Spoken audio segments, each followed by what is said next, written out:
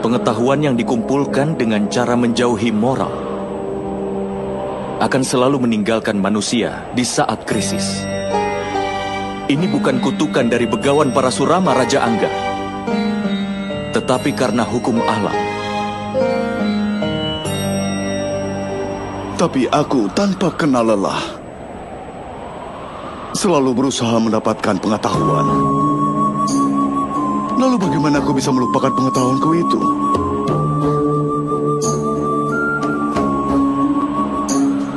Kenapa kau berusaha untuk mendapatkan pengetahuan itu, Raja Angga? Apakah kau mengerti pentingnya pengetahuan? Saat mendapatkan pengetahuan, apakah kau berkeinginan untuk bisa berguna di masyarakat? Atau kau ingin mendapatkan pengetahuan hanya demi balas dendam atas hinaan terhadap dirimu?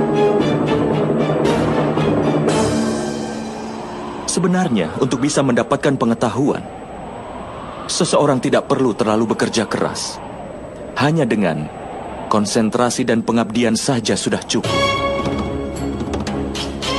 Pengetahuan adalah kualitas yang tidak sulit dari jiwa. Dan kau itu manusia pintar. Tadi kau bilang, saat memanggil pengetahuan, kenapa pikiranmu tidak bisa fokus?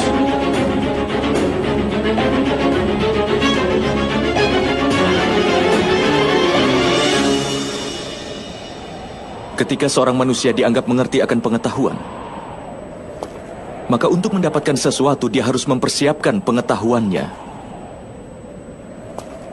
Dan ketika dia kemudian mendapatkannya, dia malah tidak dapat menenangkan pikirannya. Pengetahuan tidak akan bisa jadi kualitas dari jiwanya. Seperti warna. Warna bukanlah kualitas alami dari pakaian. Itulah kenapa warna terlihat samar di depan matahari. Seseorang yang bisa mendapatkan pengetahuan dengan mengerti nilainya, pasti hebat dalam bidangnya. Tapi seseorang yang menginginkan pengetahuan dengan tujuan untuk mendapat sesuatu, akan terus bersaing sepanjang hidupnya untuk membuktikan dirinya yang hebat. Tapi dia tidak akan pernah jadi hebat. Kau juga punya pengetahuan dengan tujuan tertentu. Meski memiliki perlindungan dari dewa, kau tetap tidak bisa menenangkan pikiranmu. Kau tetap saja ingin bersaing dengan Arjuna yang kini sudah semakin jauh. Nanti aku akan kembali, tapi biarkan aku meyakinkanmu. Aku akan kembali sebagai pemanah yang hebat, dan aku akan menjadi lebih hebat dari semua muridmu. Tujuanmu untuk mendapatkan pengetahuan sudah tidak benar. Jadi kau berpeluang untuk melupakan pengetahuanmu sendiri, Raja Angga. Kenapa aku tidak bisa menjadi yang hebat, Basudewa? Kenapa aku harus berkompromi dengan hidupku ini? Masyarakat ini selalu menghancurkan semua kemungkinanku. Mereka tidak memberikan rasa hormat pada kekuatanku. Mereka tidak mau menerima mimpiku. Mereka selalu menghinaku dengan memanggilku sebagai anak kusir. Pergilah kau anak kusir, dengarkanlah ayahmu, karena dia tahu orang sepertimu tidak punya kemampuan. Pergilah anak kusir! Pergilah! Pergi anak kusir! Pergi! Kemungkinan-kemungkinan yang diberikan oleh yang kuasa adalah hak manusia juga. Basudewa, lalu kenapa masyarakat ini mengasingkan seseorang dari haknya sendiri? Itu adalah kejahatan yang serius, anak Rada. Melecehkan manusia berdasarkan kasta dan kepercayaan berdasarkan keyakinan yang salah membuat seseorang itu diasingkan dari masyarakatnya, dari tujuan yang benar, dari harta atau kehormatan. Itu bertentangan dengan kemanusiaan. Lalu kenapa aku yang disalahkan, Basudewa? Jika ketidakpuasan terlahir bersamaku, jika aku memang mampu, dan jika aku mencoba mendapatkan hakku dengan kekuatanku ini, apakah aku melakukan kesalahan, Basudewa? Ada suatu waktu, Raja Angga, ketika anak dari Kartawirya Arjuna, seorang raja kesatria, pernah menghabisi pertapa hebat Jamadagni. Tahukah kau apa yang anak dari pertapa tersebut lakukan?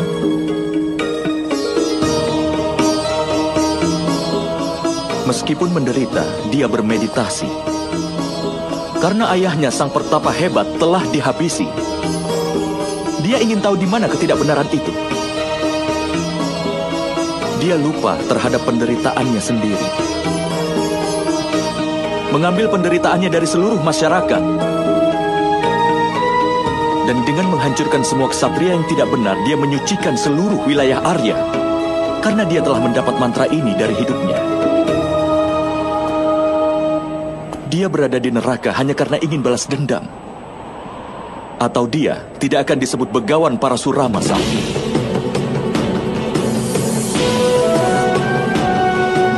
Ya, anak Rada.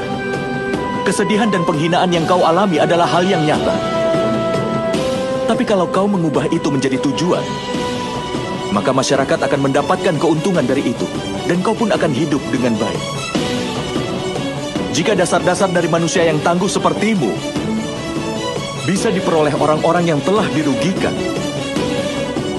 maka kehidupan banyak orang pasti akan bahagia. Kau memiliki kemungkinan-kemungkinan itu. Kau memiliki kemampuan. Dan kau tahu seperti apa rasanya penderitaan. Tapi kau tidak mengabdikan hidupmu untuk orang lain. Kau malah mengabdikan seluruh hidupmu kepada orang seperti Duryudana.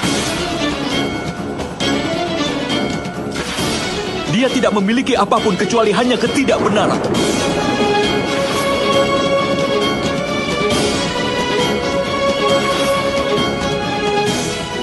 Lihatlah keadaanmu sekarang. Kau tetap saja mendukung Duryudana. Kau juga menjadi bagian dari dosa dari membuka pakaian Pancali. Kau tidak bisa menghargai ibumu sendiri. Kau bahkan mampu menghabisi putra dari adikmu sendiri. Dan hari ini dengan hilangnya kebenaranmu itu, maka hilanglah seluruh pengetahuan dan kepuasanmu itu. Kau disiapkan untuk mati di tangan adikmu sendiri.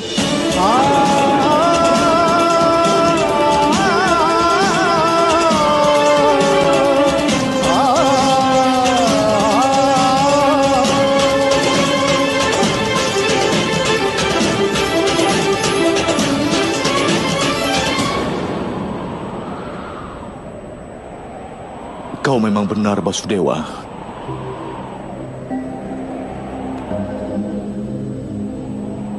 Tapi aku tidak bisa melupakan kebaikan temanku Duryudana selama ini.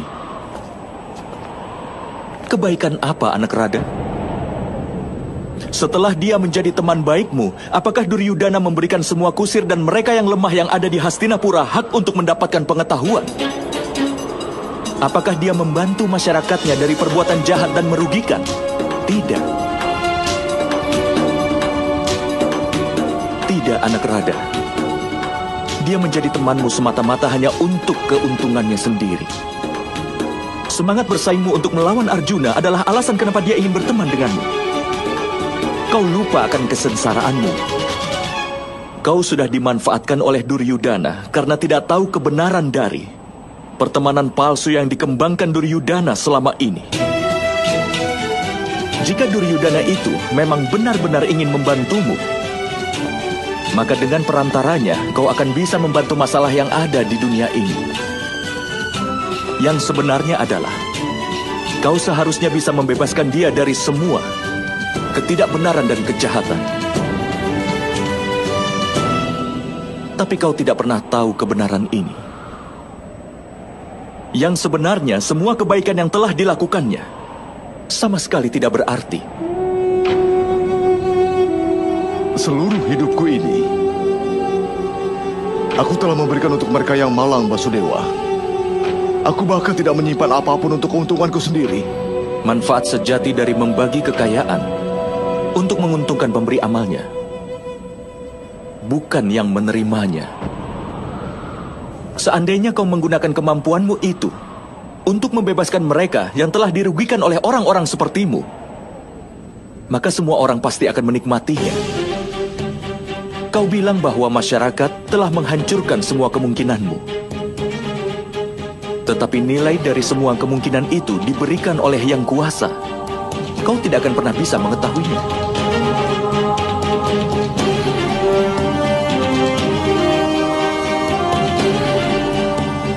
Jangan mengindahkan kebenaran ini. Seseorang yang hidup untuk masyarakat akan menjadi orang yang bermanfaat.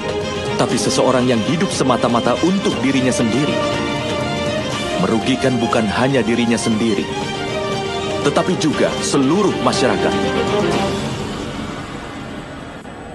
Pembantaian yang terjadi di Kurusetra hari ini bukanlah semata-mata karena Duryudana atau Paman Sangkuni. Ini adalah karena dosa dari 3 ksatria. Bhisma yang agung, Guru Drona, dan kau, anak Rada.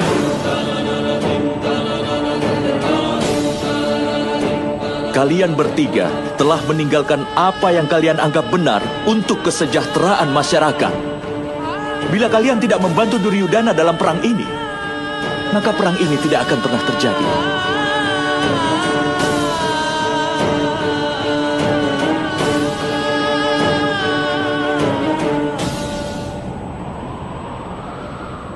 Kau memang benar, Basudewa. Bahkan ketidakbenaran pun harusnya tidak menyakiti masyarakat. Tapi ternyata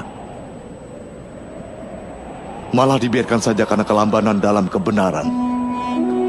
Dosa dari perang besar ini, beban yang harus kita tanggung.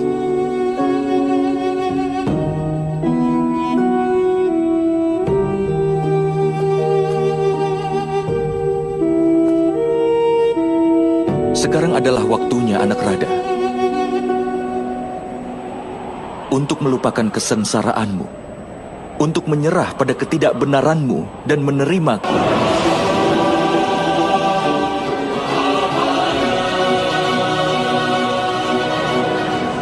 Tolong sampaikan pada Ibu Kunti agar mau memaafkanku. Katakan juga pada Pancali bahwa aku telah menumpahkan darahku untuk menghapus noda atas penghinaanku. Aku hanya punya satu pertanyaan. Akankah kemampuanku ini tidak akan pernah punya pengakuan selamanya?